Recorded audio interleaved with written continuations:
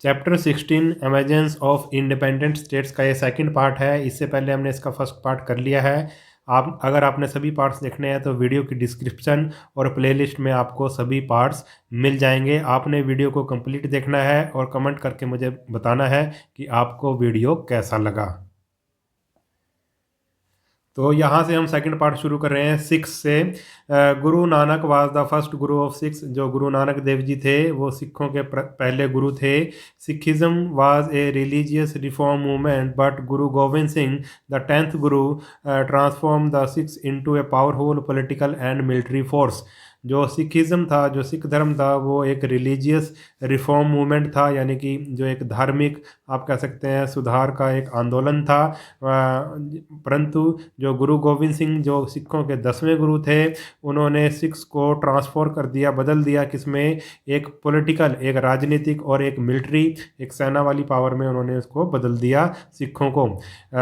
He fought many wars against Aurangzeb. जो गुरु गोविंद सिंह जी थे उन्होंने कई जो लड़ाइयाँ लड़ी औरंगजेब के खिलाफ। After the demise of Guru Gobind Singh the institution of guruship came to an end. और गुरु गोविंद सिंह जी के मरने के बाद जो गुरुशिप की जो परंपरा थी सिखों में वो ख़त्म हो गई। उसके बाद कोई भी गुरु नहीं बना, क्योंकि गुरु गोविंद सिंह जी ने कह दिया था कि अब ये जो हमारी जो पुस्तक है गुरु ग्रंथ साहिब, इसको ही गुरु अब माना जाएगा। The leadership of Sikhs passed into the hands of his trusted disciple बंदा बहादुर। अब जो सिखों की जो लीडरशिप थी, वह सिखों का नेता कौन बन गया? अब वो बन गया था जो एक उनका जो विश्वास पात्र जो शिष्य था गुरु गोविंद सिंह जी का, बंदा बहादुर। अब उनके हाथ में पावर आ गई। He tried to unite the peasants and the lower caste and waged an unequal war against the Mughal army but failed. और ही ट्राइड, उन्होंने कोशिश की, बंदा बहादुर जी ने कोशिश की कि किसानों को और जो भी लोअर कास्ट है उनको इकट्ठा करने की कोशिश की, और उन्होंने मुगल्स के खिलाफ, मुगल आर्मी के खिलाफ क्या लड़ाई शुरू कर दी, मगर वो असफल हो गए, फेल हो गए, वो सफल ना हो सके। The upper caste in Punjab were against him and hence joined his opponent. जो पंजाब की जो ऊपर की कास्ट वाले लोग थे, अपर कास्ट के जो लोग थे, मतलब ऊपरी जाति के जो लोग थे, ऊंची जाति के लोग, वो बंदा बहादुर के क्या हो गए भाई, अगेंस्ट हो गए, विरुद्ध हो गए, और उन्होंने मतलब मुगलों के साथ आप कह सकते हैं कि हाथ मिला लिया। The plunder caused by इन्वेशन of Nadir Shah and Ahmad Shah Abdali gave an opportunity to the Sikhs to rise once again। जो नादिर शाह और अहमद शाह ने जो इंडिया पे हमले करके जो लूटपाट की थी, उसके बाद सिखों को क्या मिल गया? एक मौका मिल गया दोबारा से उभरने का। They looted and fortified their army to establish a Sikh state. उन्होंने क्या किया भाई? अपनी आर्मी को बड़ा ही मजबूत बना दिया और उन्होंने एक सिख स्टेट, सिख राज्य स्थापित कर दिया। They took over Punjab and Jammu. और उन्होंने पंजाब और जम्मू पर अधिकार कर लिया। डू यू नो में क्या है? Maharaja Ranjit Singh acquired the world famous Kohinoor diamond and brought it back to India which had been taken by Nadir Shah. जो महाराणा रणजीत सिंह थे, जो सिखों के जो राजा थे, पंजाब के राजा, तो उन्होंने क्या किया था? वो फेमस एक हीरा है कोहिनूर, उसको भारत वापस लेके आए थे, जिसको नादिर शाह मतलब भारत से लूट कर ले गया था। At the end of 18th century Ranjit Singh rose to power. अब 18वीं सेंचुरी के ख़त्म होते होते जो रणजीत सिंह जी थे वो पावर में आ गए। उनकी पावर बहुत बढ़ गई। He was a born leader, a brave soldier and able administrator. वो एक अच्छे नेता थे, अच्छे सैनिक थे और एक अच्छे प्रबंधक थे। He captured Lahore and Amritsar. उन्होंने लाहौर और अमृतसर पर अधिकार कर लिया। He brought all the six chiefs under his control and establish his kingdom in Punjab. उन्होंने जितने भी सिख के जो नेता थे, सरदार थे, उनको अपने कंट्रोल में ले लिया और एक मतलब अपना राज्य पंजाब में स्थापित किया। He also conquered Kashmir, Peshawar and Multan. और उन्होंने कश्मीर, पेशावर और मुल्तान को भी जीत लिया। His army was well equipped and discipline. उनकी जो आर्मी थी वो, उनके पास सारे लगभग आधुनिक हथियार थे और अनुशासित थी। It compromised It comprised of Sikhs as well as Gorkhas, Biharis, Uriyas, Pathan, Dogra and Punjabi Muslim. उनकी सेना में सिखों के अलावा गोरखा, बिहारी, उड़ीसा वाले, पठान, डोगरा और पंजाबी मुस्लिम शामिल थे। ही आल्सो मैन्युफैक्चर्ड कैनन्स, और वो क्या भाई तोपें भी बनाते थे, यानी कि उनके पास तोप खाना भी था। Ranjit Singh use the political power for the benefit for all the community. जो रणजीत सिंह जी ने अपनी पॉलिटिकल पावर का यूज़ करके सभी जो जितनी भी कम्युनिटी थी हर धर्म के लोगों को फ़ायदा दिया।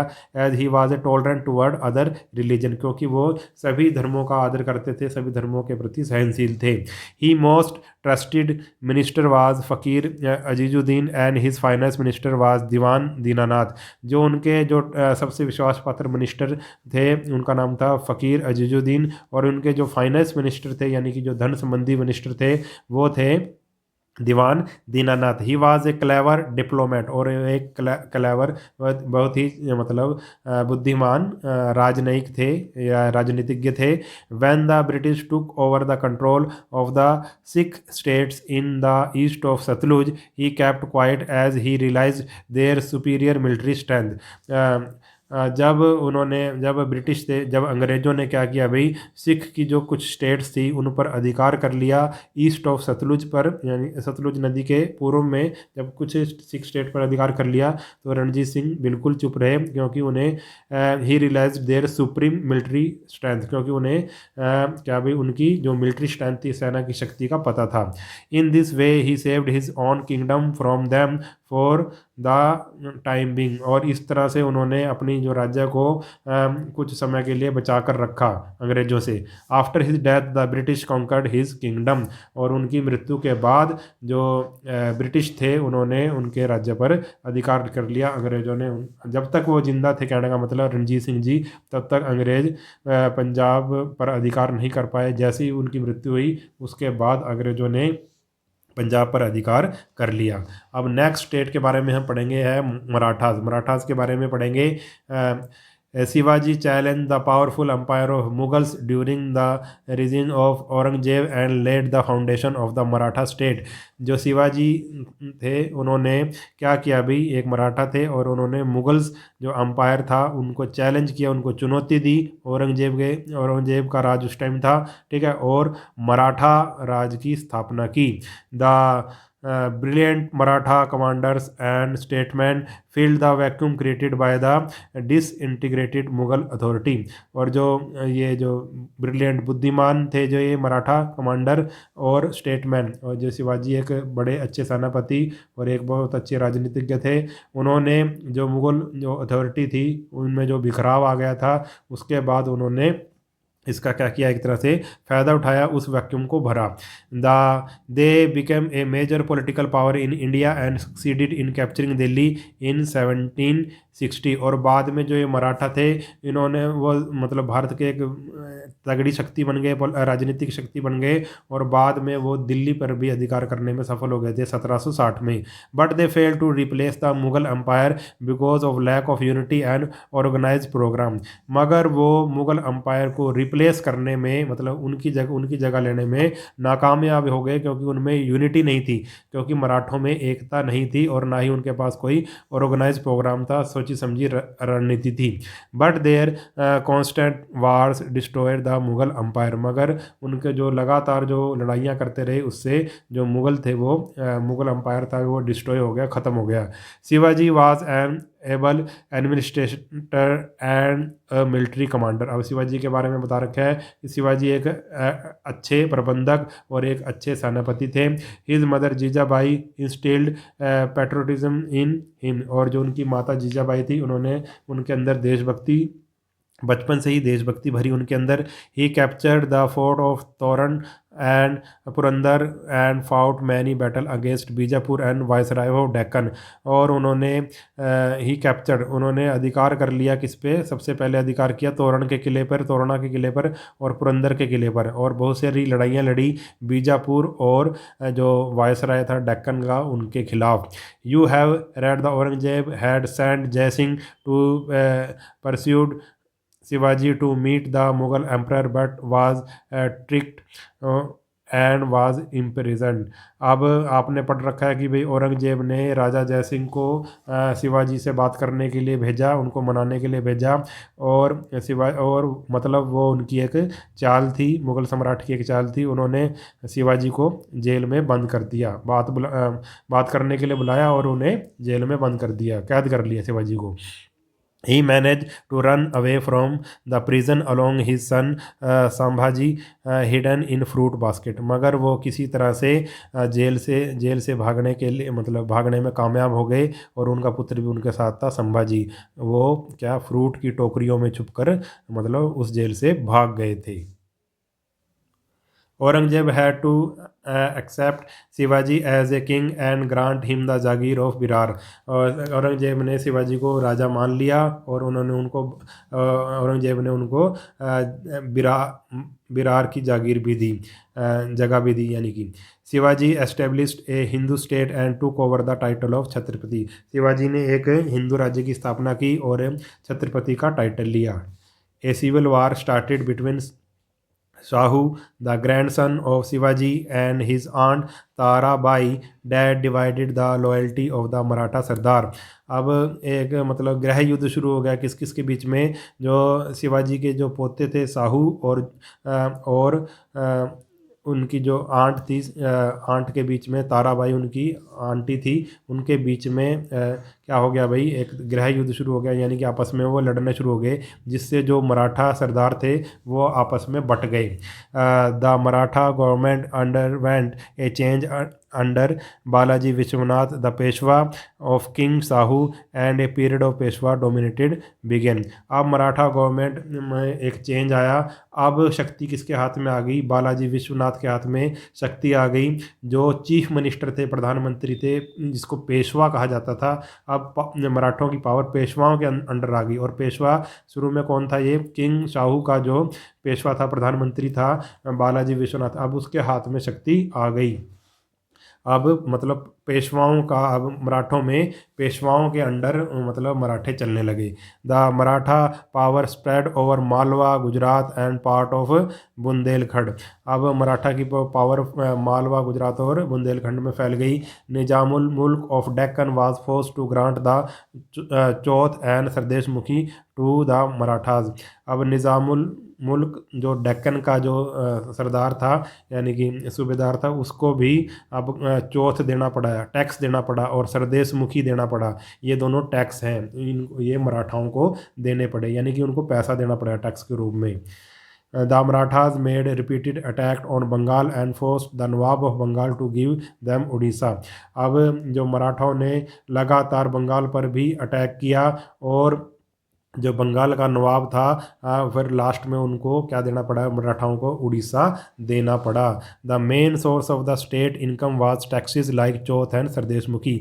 जो मराठाओं की राज का जो टैक्स कहाँ से आता था, पैसा कहाँ से आता था, कमाई कहाँ से होती थी, वो टैक्स से होती थी, और उन टैक्स का नाम था चौथ और sardeshmukhi. Chauth was 1/4 of the land revenue. Chauth नाम से ही पता लग रहा है, चौथ यानी कि चौथा हिस्सा, यानी कि 1/4 part. Chauth was 1/4 part of the land revenue.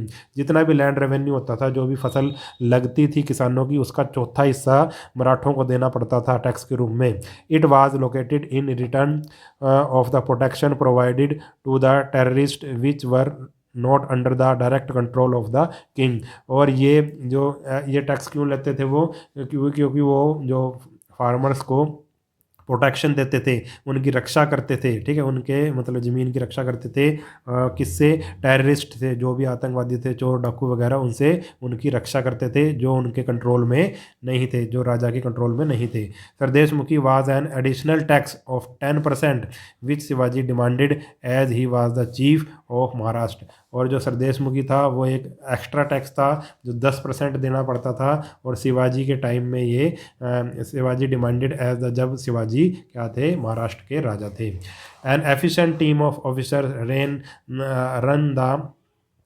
Administration under the Maratha king. और जो एक मतलब मराठा किंग के अंडर एक अच्छी मतलब प्रबंधक आप कह सकते हैं, अच्छी उनका एक ग्रुप था ऑफिसर्स का जो उसकी देखभाल करते थे। देर वर 280 फोर्ट्स इन शिवाजी पोजेशन। शिवाजी के पास 200 के लगभग 280 के लगभग किले थे। A havildar control each fort and surrounding territory.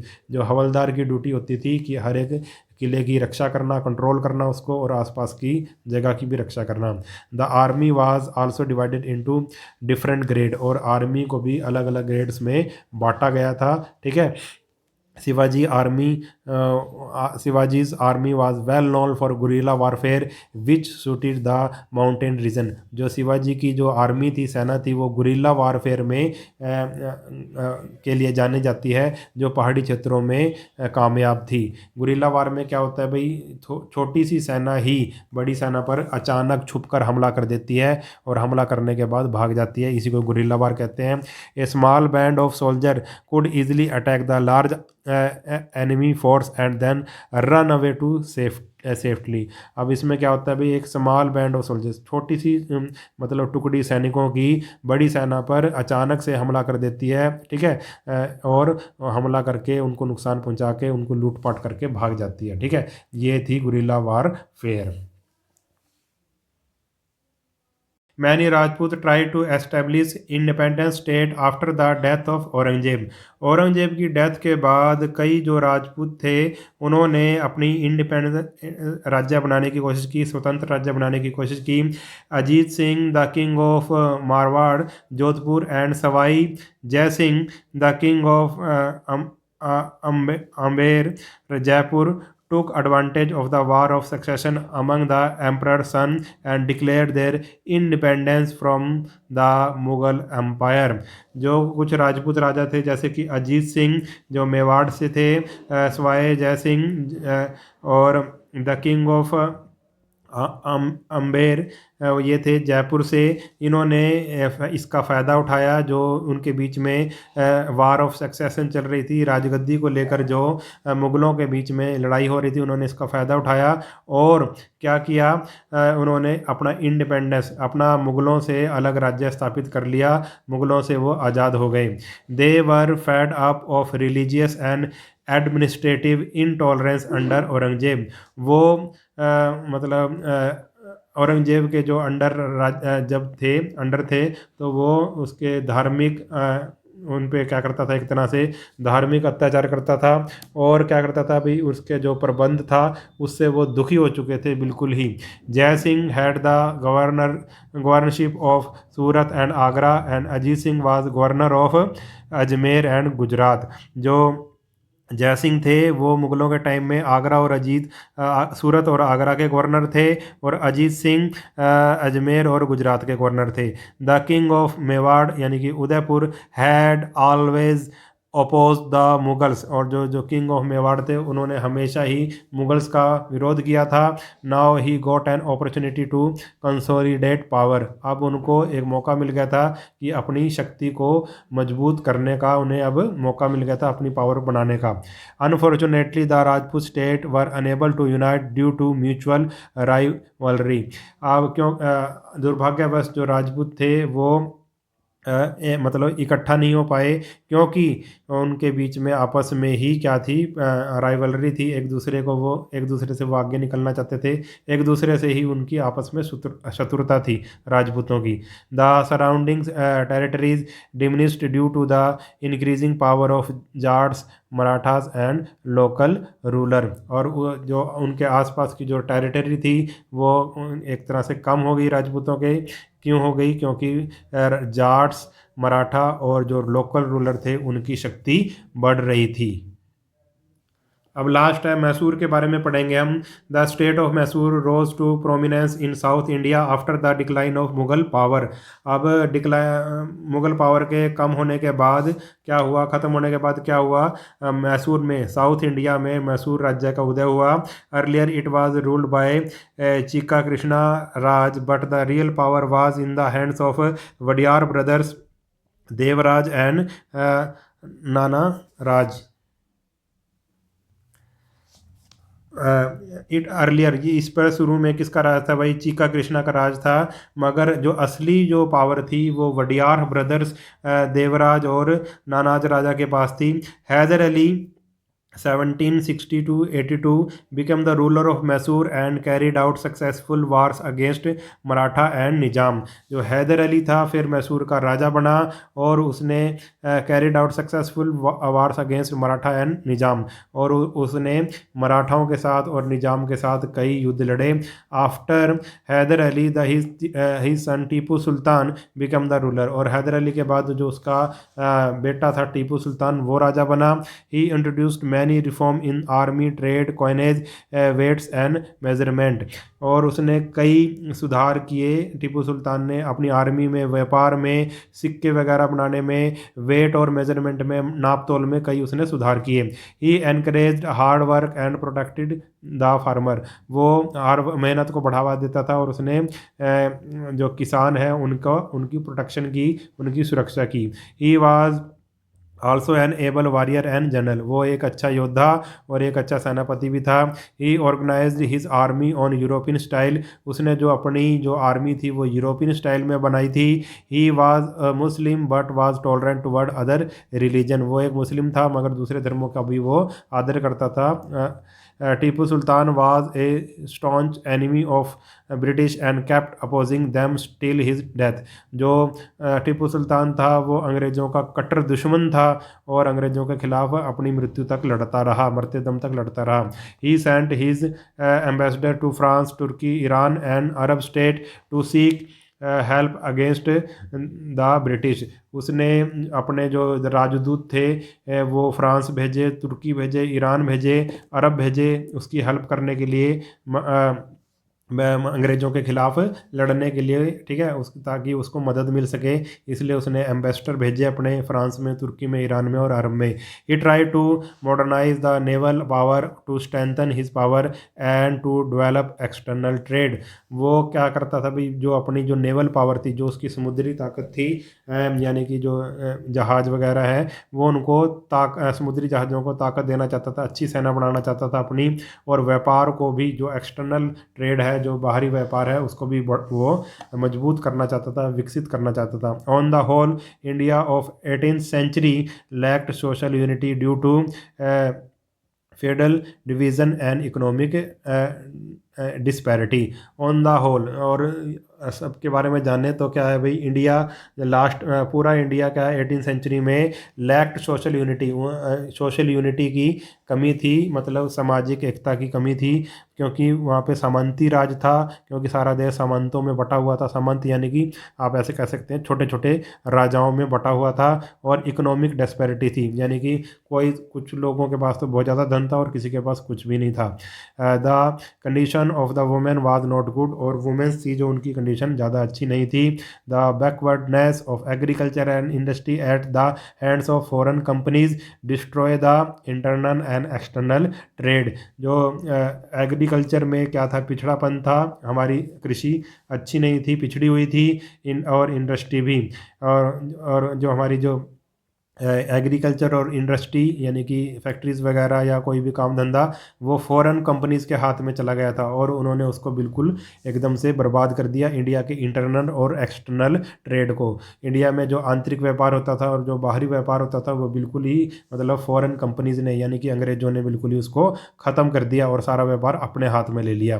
Culture, architecture, painting, music and literature also suffered, और संस्कृति, हमारी जो आर्किटेक्चर था, बिल्डिंग बनाने की जो कला थी, पेंटिंग थी, म्यूज़िक था और लिटरेचर था, साहित्य था, इन सब को ही हानि हुई, ठीक है। Urdu emerge as a lingua franca of high class, जो उर्दू है, उर्दू भाषा एक लिंगुआ फ्रैंका के रूप में, जो हाई क्लास, जो मतलब ऊपर हाई स्टैंडर्ड के लोग थे, उनमें एक लिंगुआ फ्रैंका के रूप में उभरी। लिंगुआ फ्रैंका का मतलब ऐसा होता है जैसे दो स्टेट्स के लोग हैं, मान लो एक पंजाब का है और एक उड़ीसा का है, तो पंजाब वाला पंजाबी बोलेगा और उड़ीसा वाला उड़िया बोलेगा अपनी भाषा, ठीक है। मगर वो आपस में अगर कभी मिल जाते हैं तो वो आपस में कैसे बात करेंगे, तो उनको एक थर्ड लैंग्वेज की ज़रूरत पड़ेगी। उसी थर्ड लैंग्वेज को बोलते हैं हम लिंगुआ फ्रैंका, यानी कि दो, ना तो वो पंजाबी बोलेगा पंजाब वाला और ना उड़ीसा वाला उड़िया बोलेगा, वो उनको थर्ड लैंग्वेज की ज़रूरत पड़ेगी आपस में बात करने के लिए, उसको ही लिंगुआ फ्रैंका कहते हैं। तो उर्दू उस टाइम ऐसी भाषा बन गई थी, ठीक है। जैसे अब इंटरनेशनल में अगर बात करें तो इंग्लिश, अगर किसी दो देशों के लोग अगर आपस में मिलते हैं तो वो इंग्लिश में बात करते हैं, तो वो एक तरह की क्या होगी भाई, लिंगुआ फ्रैंका होगी, ठीक है। The Hindus received primary education at temples and Muslim at the mosque. जो हिंदू है, हिंदू लोग थे, वो अपनी प्राइमरी एजुकेशन यानी कि जो शुरू वाली जो शिक्षा होती है वो कहाँ से लेते थे भाई, टेम्पल मंदिरों से मिल लेते थे, और मुस्लिम लोग अपनी मस्जिदों में शिक्षा ग्रहण करते थे। तो ये चैप्टर हमारा हो गया कंप्लीट। अगर वीडियो आपको अच्छा लगा है तो चैनल को सब्सक्राइब कर लेना, और वीडियो को अपने सभी दोस्तों के साथ शेयर जरूर कर देना, और कमेंट करके मुझे बताना कि आपको वीडियो कैसा लगा।